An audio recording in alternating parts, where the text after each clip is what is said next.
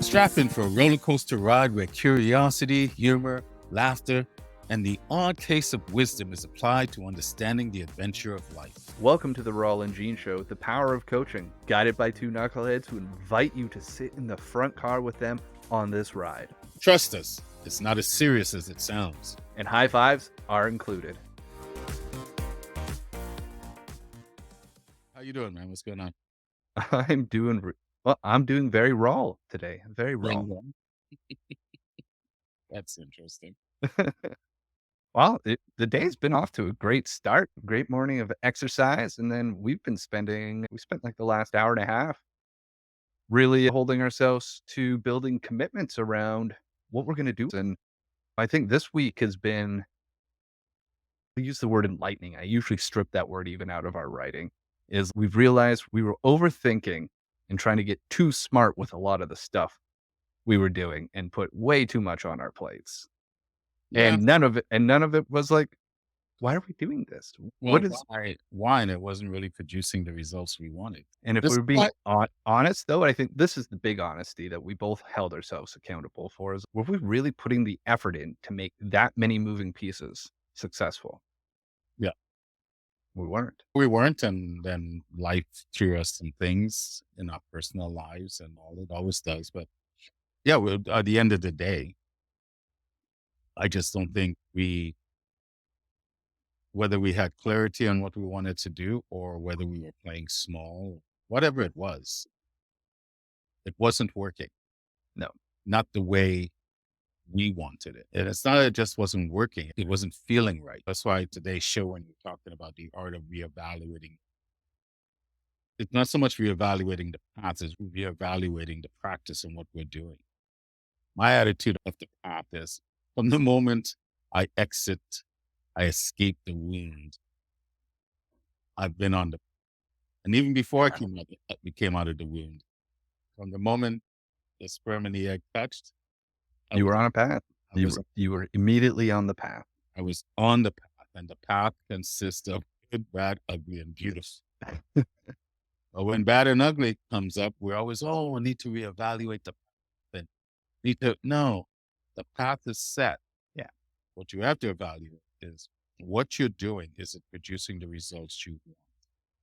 And it wasn't producing the results we wanted. We talked about this before. One of the reasons we created this show was, to be honest with you, to attract people that were looking for coaching. Why? We're two really good coaches. Right? Yeah. I have no shame in saying that. I'm a good coach. This is what I was blessed to do. Brought in this world to coach. Not the only thing. We created this vehicle to attract clients. We created this vehicle to promote the me I don't see. And we did some great things, but it still wasn't where we wanted it to be. And you're right, we weren't putting in the effort because I think we were just too scattered, trying to make things fine or grand or whatever. And then life threw us some life, and life threw us some life fastballs, and we got to deal with that. So it was just like, what are we doing? What are we doing? And I wasn't enjoying it the way I thought I enjoyed the show, but the other components, it's not like it was unpleasant. It's just when you're in the flow, doing what you're meant to. 100%. I hear you say the good, bad, beautiful, and ugly. Mm-hmm. And after life threw us some life on both of our fronts, I don't even think we were experiencing good, bad, beautiful, and ugly. I think we were experiencing the meh.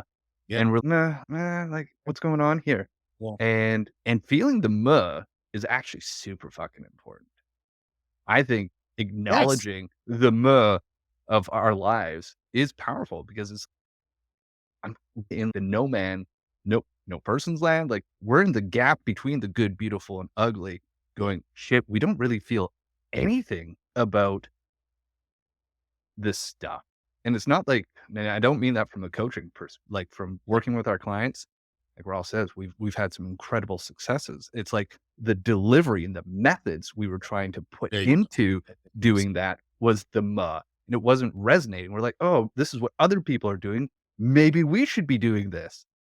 And the one thing that gets lost so much, especially in the world of building things, being an entrepreneur, being a leader, doing this in your family, doing it in your business, is if you're not having fun with it, if there's not a component of fun and enjoyment, all is lost because this shit is hard.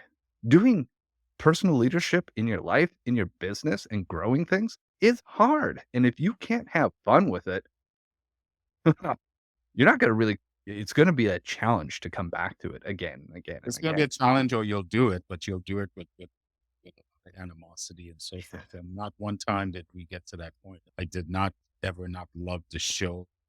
Even what we were doing is just in the times we spent this week talking, it's just like, why are we making this complicated? Yeah. And some of this, not just personal coaching, even in when I was coaching football, a lot of coaches will do stuff right up. If you're fortunate to get to the championship game. And then when they get to the championship game, they want to change everything that got them to the championship. So we outcoach ourselves, or we Oh, outthink it. yeah. And it's not that you shouldn't change and adapt. What are you changing and adapting to? And it's not that you and I needed to change and adapt. You and I, for some reason, unspokenly, thought we had to make this more complicated.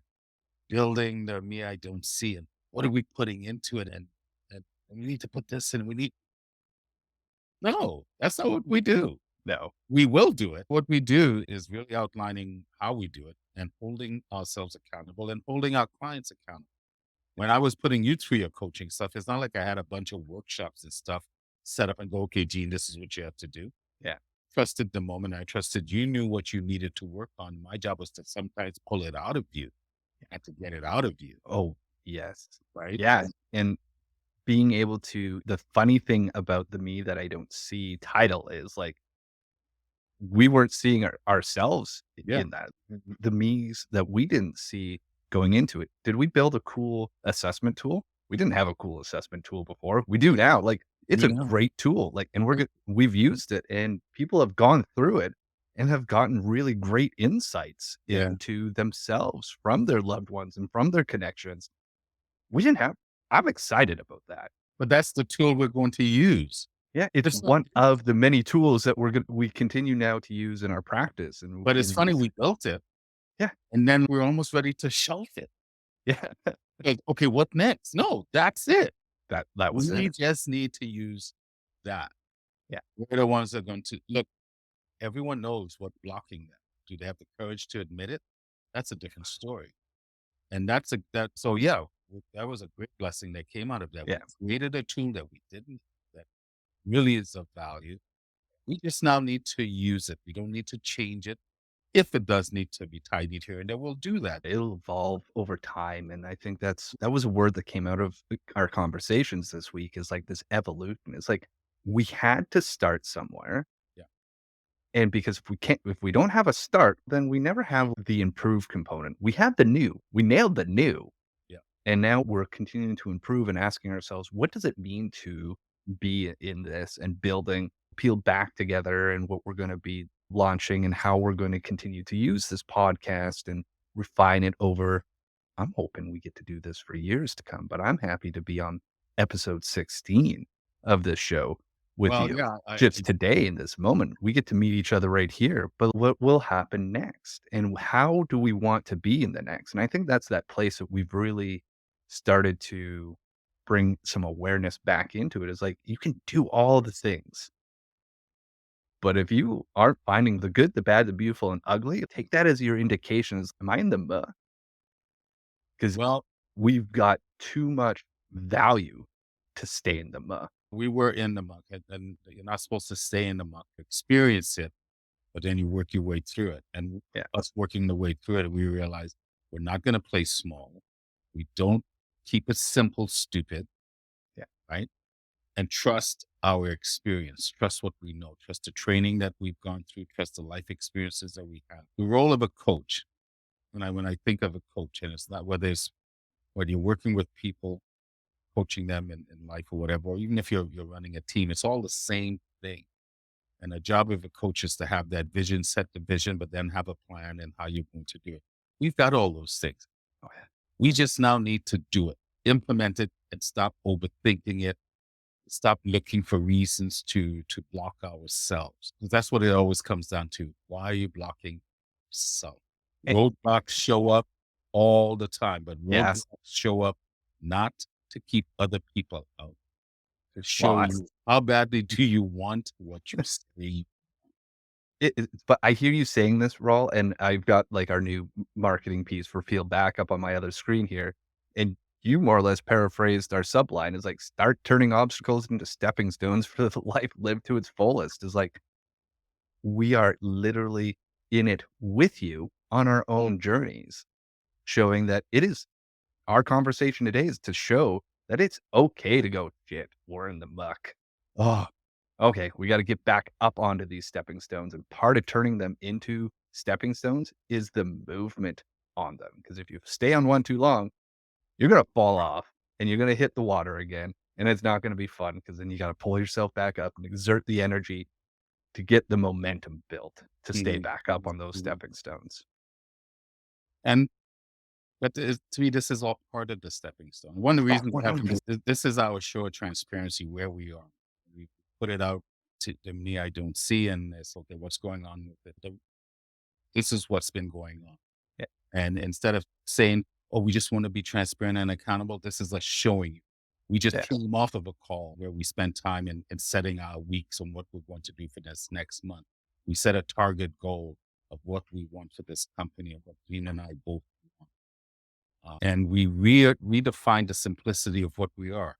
We want to help people while building community through coaching, through one-on-one coaching, through groups, seminars, webinars, whatever it is. But that's what we really want. And it's not like we moved away from it, but we're starting to make it more complicated. And so we've been in the muck, we realize, okay, life's always going to throw stuff. Why are we complicating it more than it to be? Yeah. And that was the issue. We were complicating it more than it to be. So now we've scaled back. I think now we've gotten a good focus again. We've made a commitment to each other. We're going to spend twice a week working together because I'm a type of person I love doing stuff in a collaboration. When I was coaching football, I was always looking for ways to have shared experiences because shared experiences strengthens bonds and ties and so forth. That's the nature of the show today. Is this is not just us talking transparency. This is what we've been going. Yeah. We've been dealing with life, but we've also been dealing with ourselves. And I'm not going to speak for you, but for me, why was I playing small? Was it? Why was I looking to make this more complex? I keep saying playing small because I was complicating it. I'm thinking we needed to do more. And even when I was building the mastermind or the workshop, it's like, this and that. What are you doing? What are you doing? Yeah. So anyway, yeah. Yeah. No. So Rawls' question to himself is, why was he playing small? Mine, man, you know what? It's safer. And we talked about certainty and safety in one of our latest episodes. And it's, there's a safeness to it, but I think I will actually lean more towards it's certain, be like, I'm certain when I'm playing small, what can be done and what can't be done. And how am I not going to expose myself to risk and judgments of others? And be like, that's, we're all human. We're all going through it. Like we said in that previous episode, is perfectly human to experience, but not to be the thing that sticks to us. We can have those feelings and then question them. And part of one of my processes is like, we acknowledge it, we accept it, and then we pour love into it. Yeah. So if there's that place of being small, what is it? Be like, oh, well, I bring it back to a younger version of myself going, is it okay to be seen? Is it okay to be like that weird, wild little kid? Mhm. Yeah, baby, it is. That's Yeah. actually what's needed is like when we talk to this is what's one of the purposes that I got into coaching was like, I realized I'm an instigator and I love stirring shit up because it lights the fire up in my clients and it lights the fire up in people around me. Is the more I bring out that fun, that's connected and just a bit of a wildling is like good things happen. Yeah. And all those things are true. And I think also one of the reasons why there was a money component. I think there was still fear around asking for what we want, Yeah. asking for what we're worth. And I think those are things that we had to work through together. Look, that's the beauty of coaching. A lot of times when people hire a coach or a therapist or psychologists or whatever whatever label you want to use. They think once whatever work they've done with that coach or that person, whatever issues, challenges they have goes away, whatever fears they have goes away. No. If you haven't figured this out, I'll tell it to you. It never goes away. No. What happens is you learn how to deal with it when it shows up because it's going to keep showing up. Yeah. And the stronger you get with yourself internally and the more you continue to do your internal work, you'll notice those challenges don't come as often as they used to, but they never stop. They never stop showing. You just now know how to deal with it. You just now know I am not going to react, I'm going to respond to it. And sometimes the best way to respond to it is to go, you're not true, go away. Give into it. It's not to ignore it because I think a lot of times that's what really kicks people in the butt. I've done the internal work for that. Why is it still so hard? That's life. 'Cause It'll you're never still stop. human and you're You're still still having a human. human experience, and Right. you're going to go through these things, and they're gonna continue. Different iterations of it is going to come up. Always. And Rawl nailed it earlier by saying, this isn't about getting through that one specific thing. It's like building the model about how are you going to get through it when it shows up again with a different face, with a different message, and going, "Ugh, what's happening below my neck? Oh, I know how I believe in myself. I trust myself the most to deal with this. And I will figure it out." And right. And working with a coach is the ability to say, hey, we as coaches are going to be like standing up at that lighthouse that you described, going, making sure the light is on, that you see it, and that you're not just fixated, stuck on the rocks, getting over it to the lighthouse. It's like, One of the reasons you have a coach, or you should invite people if you're struggling with anything, is to have someone that can be objective with you, that's not emotionally tied. That's one of the reasons I don't coach family members. I don't coach really close friends. I can go back to coaching Gina. We've become too close of friends. So now I'm emotionally invested. yeah, It's not like I'm not emotionally invested in my clients, but it's different. This is why when you get a coach, you hire, so I showed Gina a great clip from a movie called Facing the Giants that I used to use yeah, in my coaching or when I was teaching at Theta, my students. And it showed what a coach really does. A coach inspires, a coach sets the vision, coach talks about the plan, but then a coach knows when to pull out his or her spiritual foot and put it up your ass need when need be. And we've gotten soft. This is why so many damn people are always been getting triggered today because why? We don't want to accept the reality of life. Life can be harder, but the yeah, hard usually we're the ones making it hard yeah, because of our perceptions and how we see things. So it's important to have someone that you can count on. That's going to hold you accountable because if you're paying someone, you're paying them not to necessarily always just be nice. And when I say no, not nice, it's not that they're going to berate you or call you names or put you down. When we talk about holding someone accountable, what does that mean? To me, it's just no different than if I tell you I love you and then I see you doing something that's detrimental to you and I say nothing. How do I love you? mm, How do I love you? Only love you when it's pleasant, only when it's good. only when it's good. I'm going to coach you only when things are good. The job of Yeah. a coach is to actually help you when things hit the fan. What it means to get coaching is like, it's having the awareness when something comes up and having the tools to navigate it. Yeah. That's it. Yeah. And we're just a tool. Like I said, this today's show is us being transparent and letting you know where we were. I really like where we've landed and coming out of the muck, feeling more energized and ready to really attack, to stop playing small. And to be honest, they're ready to ask. So we're going to come knocking. We're going to Oh, come yeah. knocking hard, right? We're going to come knocking hard. And one of the things we want to do is we want the show to explode. We want the show to blow up. We spend some time in talking about the show and what do we want to put in it and what do we want to do because we created this show and when Gina and I for years knew we were going to do something, we just didn't know what it was. And we created, I think, a really good vehicle that has a lot of good potential.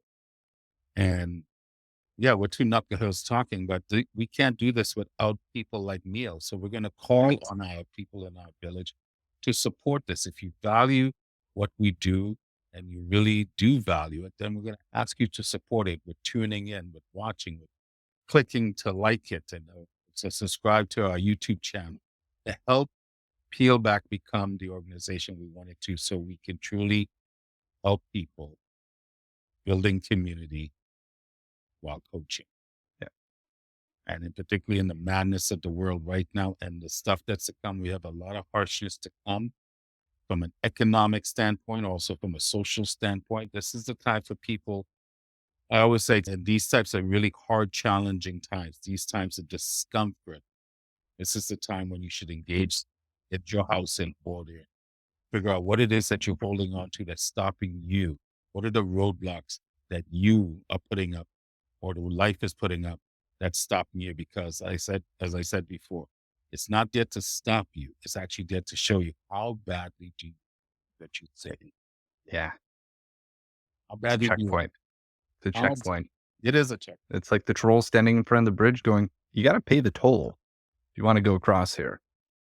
And at first, that troll can be incredibly off-putting. And then when you realize, "Oh, it's mandatory, it's required, and it's actually serving me," going, "If you're not ready to pay the toll, don't do this. You're not ready for it. But if you're willing to pay that troll, off to the bridge you go." And so many people are missing that in life is, oh, why do we have to work so hard? And why do we have to do this? And where else in nature do you see the madness that people are positioning? Where do you see that in nature? Where do you see animals not working? Where? Yeah. Right? We've gotten soft and it's time for us to get right with ourselves. It's not necessarily getting right with Gene. I needed to get right with me so I can walk what I talk and not just talk. Yeah. This is why accountability and transparency, those words now have almost mean nothing because we've heard people saying them now for a decade now and not many following through on. My positioning around that is, "What are you doing? it. Mechanics, knock it off." This is like, "What are you doing? How do you want to be the change you wanna see in your life? And what are you willing to do about it?" Mhm. And if you're willing to answer any of those as, I want to see some change in my life, and I don't know what to do about it yet," great, let's do it. Let's get wild. And every Yeah. step of that way is going to unlock something for you. And it's, are you ready to have the unlock? It's going to be shocking. You're going to learn a lot about yourself, and you will find new ways of navigating your world and state, as long as you're willing to cross that bridge. What's that quote that I have a quote that I made myself. Anyway, it goes, how's it go again? I am evolution, therefore I am always evolved. Mm, We are always evolved. It's why I believe you're not looking for another. There's only one path that you're on. But that path consists of the good, the bad, the ugly. Just like when you get to and there are times in your life where you feel that you've gotten to a crossroad and you have two options being presented to you, two paths that you feel that you should what that the universe is saying, pick one. And a lot of times people get stuck at the crossroads at the because crossroads. you can only see so much of one path. You see very little. It's like driving at night. You can only see 200 yards at a time. So we're always looking which path is the best, which path has the least. What you haven't figured out is both paths have the good, the ugly, and the beautiful. Yeah. Pick one and go. And when you And see, guess what? You and can when you, always make new choices every but step. yeah, yeah, when you pick one, forget about the other one because Let that it go. doesn't apply anymore because that's not the choice you make. Because a lot of times people will pick one, but then sit there and look at, oh, look what I missed out on. You didn't miss out on anything because that opportunity was not for you. You chose this. So I don't know. I could have lost my mind, but that's why when you use the word muck, I love being in the muck because it gave me the opportunity to reset as well. And we always need to reset at times Yeah. and to remember what's truly valuable to you. What do you truly want to do? I love doing I love working with you. I love the opportunity to help. And I love building community. think I did a fairly good job when I was in Colombia. Let's continue doing it. And we're doing it under Peel Back, Rawle and Gene. And we're going to ask you to help us take this show to the next level. We're asking you now to support this. So we're going to go out into our circles and ask people when we release podcasts of it to support that and to support whatever the madness that we have that obviously that resonates with you. 100%. But if you're truly looking for guidance and coaching, I don't know if I really help anyone more so than just guide, but whatever word you want. We're two guys here that both have a deep desire to help uplift our human consciousness, one person at Because one person all at those a time. individual pieces make a stronger whole. I think so. And within that is like a big part of what we're building is recognizing and acknowledging the power of community. I think it's how you change the world by changing yourself and then changing those in your, and not so much changing, issuing an invitation now by who you are now, them to do the same. It comes back down to the statement of it's caught, not taught. So if you're going to be the change you want to see in the world, guess what? Yeah. Other people are going to catch that and go, huh, what's happening there? It all Interesting. starts with you, man. And just saying earlier, I was saying to someone else earlier, no one can make you feel anything. You're either reacting or responding to what people do, but no one can make you feel anything. Right? I think, That to me, that's the cornerstone of when we talk about personal leadership. yeah, Complete ownership of you and what you do. Not that yeah. the outside world won't affect you, but even the outside world affecting you, you still have an option of how you choose to either react or respond to You're segueing into our news section, the coaching tip of the week. it. The question that Rawl posed here is for our tip of the week is when faced with challenges or someone ills you, speaks ill of you, ask, is there truth in what that you are facing? If there is truth, why are you getting triggered? If there's no truth, why are you getting triggered? You're in charge of your state, defeated or learning. Look at it with all your tools, reasoning, logic, and emotion, and don't just act from that initial response from within. Personal leadership is a set of choices you get to make every moment you meet. And that's the tip. Yeah, Being that's the triggered. tip. Being triggered. We don't ever stop to think, is there truth in what someone might be saying something you don't like what they're saying? But just because you don't like it doesn't mean there isn't truth in it. Mhm. If there's truth in it, why are you getting Yeah. why are you allowing it to stoke those emotions in you that will basically get you to react? Yeah, it's like when you feel that triggering, it's like, ooh, can you practice the art of personal leadership and point curiosity at that? That's that learner mind is like a question I love asking myself and my clients is what's the 10% truth here? What's the 10% truth? Like it, and then sitting with that and going, I'm going to have to own some of this.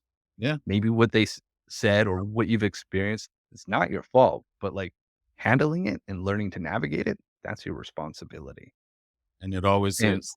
Yeah. and coming back to that place of in our modern workforce, it's like emails, for example, an email will trigger you just as much as being chased by that saber-toothed tiger. It is your responsibility to help train yourself and de-escalate that Yeah. and to use it appropriately. Because if you are being chased by a tiger, run. If you're getting an email that is, I didn't like that, And that's you it. It's and you right just there. said a key word, de-escalate. It's not getting triggered is wrong. Is No. if you're getting triggered, can you stop and go, whoa? In the 7 habits, in the very first habit of being proactive, the habit of choice, it talks about encountering stimuli, outside stimuli.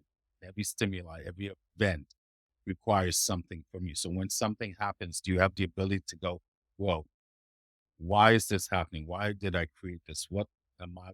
What is this? What is this situation, this event, this person, whatever they're saying is asking of me? So can you step out of the emotions of it and look at it differently by exercising and using all of your skills and your tools? your logic, your reason, your experience, your training, everything, all of not it. just emotions. It's not that emotions are wrong, No. but that's just one aspect of your tool. So can you step out of it and go, why am I getting triggered? Particularly when what that person is saying, there's truth in it. I may not like the truth. I may not like what they're saying. I don't like the sound of it, but that does not negate the truth. The truth does not require whether you accept it or not. It's still going to be the truth. Yeah. So if I'm getting triggered, then that's on me because there's truth in it. Okay, I don't like it. All right, fair enough. I don't like it, but I have to accept it because there's truth in what they're saying. And if there's no truth in what is being said or being done, why are you getting triggered? Be good So with you, be good right? with you. Be good with you. Be like, there's a power to saying, "Hey, you're not at my table anymore, but I wish for you to find the table that is right for Yeah. you, but you're not at mine anymore." You're not in my inning, and I'm not going to give in to that. And the other thing is, don't beat yourself up for getting triggered. We're emotional beings. Are you? But do you have the ability to be in charge of your feelings and your emotions? When we talk about emotional and intelligence, it's not about emotional intelligence. It's about emotional mastery. It's I love always that step. mastery. That step before mastery is emotional regulation. Yeah. Can you Who's in, regulate this? who's in charge? Who is in charge? If you are, then act like that. Act that way. There's process. Life is about process. When we talk about Yeah. patriarchs and all this nonsense, it's just about systems of process. We're human beings. We're part of nature. Look at nature. Nature operates with systems. I look at life this way. I believe, I trust, I know, then I do. Mm, When you start to believe in yourself, true self, not just the alter self, not just the hurt child self, the victim self, that serves a purpose. mhm. Once you continue to do that internal work, you really start believing in the power that you want. You start really to trust it. Once you believe it, then you start trusting. So then you start trusting what you believe. But then that's not enough. Yeah. Now you got to really know. Do you know, trust what you believe? Then that's not it. Because you hear a lot of people go, I know, I know. Do you know of it? Or do you really know it? Because if you know it, then you do. Yeah. So it's believe, trust, know, then do. You can't just leave it at, oh, I know. Because I know it's like intentions. Oh, Great intention. Gina and I had a great intention with the show, and the me I don't see, and we got stuck at no because we're both intelligent with big brains, thinking we know. So let's build. we tried to think our way through this. Right? That we that was we I knew there was something we were doing. We were getting We stuck. forgot to really do, and it's not that we forgot to do, but we just got stuck We got in the stuck in the knowing. got stuck in the know and trying to complicate it and make it bigger than it needed to be and all this stuff. But I'm really glad we went through that process because it really tightened up what we believe and what we know and reaffirm our commitment to wanting to help individuals and build community through coaching. That process of energy that we went through, it is allowing us to express with clarity now. Mhm. And that was our ultimate goal, was to be able to express ourselves with clarity. And we had to be in the muck to be able to clean ourselves off. Yeah. And we're going to be in the muck again. And Oh, but it's in the effort in the direction of, can we express ourselves clearly? And all this podcast, our writing, and everything else that we're continuing to do is in the effort of that. And and as we it's, draw to the end of our show today, I wanted to say this before we go because yeah, look at the title of the embracing the fluidity and the art of reevaluating. So one thing we realized, the path is set, the path is good. We just needed to reevaluate the practice. And that's what it came down to. But yeah, it's been more than a good week. This whole adventure has been a good adventure and it continues to yield. And, This is why it's important to stay open. You stay open with yourself. You stay open from here. I truly believe let the love, let this. I always point to the human mechanism, but to me, it symbolizes more the love, the spirit that we are. Let this guide this now. Once you say part of doing the work is bringing this into here, because this can go anywhere, bringing it into here to be balanced. Mm. Not about one over the other. It's now, can I be balanced? I need both tools, but this is in charge. This is the conductor of the orchestra. Great place to leave us, my friend. All right. And to everybody else, thank you so much for watching the Rawle and Gene Show, The Power of Coaching. We are just two knuckleheads that are putting on a show about the importance in our world of what we do, which is helping people building community through coaching. And until next week, I'm Gene. That's Rawle. And we'll see you on episode 17. Yeah. Oh, one last thing. It's the legal language. This podcast is presented solely for educational and entertainment purposes. It is not intended as a substitute for the advice of a physician, professional coach, psychotherapist, or other qualified professionals.